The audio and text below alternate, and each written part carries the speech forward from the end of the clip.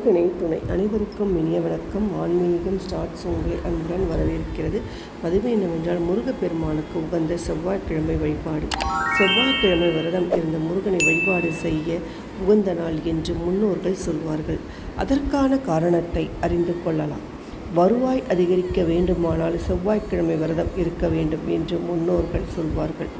பொருளாதார நிறைவை வழங்குவது அங்காரகன்தான். அந்த அங்காரனுக்குரிய தெய்வமாக விளங்குவது முருகப்பெருமான் மற்றும் சக்தி தேவி. முருகப்பெருமான், சக்தி தேவி, அம்பிகைக்கு உகந்த நாளான செவ்வாய்க்கிழமையில் இந்த தெய்வங்களை வணங்கினால் கவலைகள் அகலும்.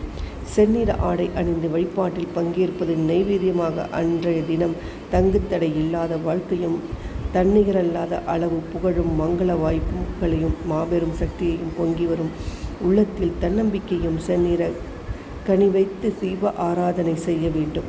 கார்த்திகை நட்சத்திரம் அல்லது விசாக நட்சத்திரம் அல்லது விசாக நட்சத்திரம் அமைந்த செவ்வாய்க்கிழமை விரதத்திற்கு பலன் அதிகம் உண்டு. வீட்டில் வேல் வழிபாடும் செய்யலாம். வீட்டு பூஜையரின் நடுவில் வேல் வைத்து இருபுறமும் 2 விளக்குகள் வைத்து ஒரு விளக்கில் 3 திரிகளும் மற்றொரு விளக்கில் 3 திரிகளும் ஆக 6 தீபமிட்டு 6 முக வழி செய்து வந்தால் சீரும் சிறப்பும் வந்து சீரும்.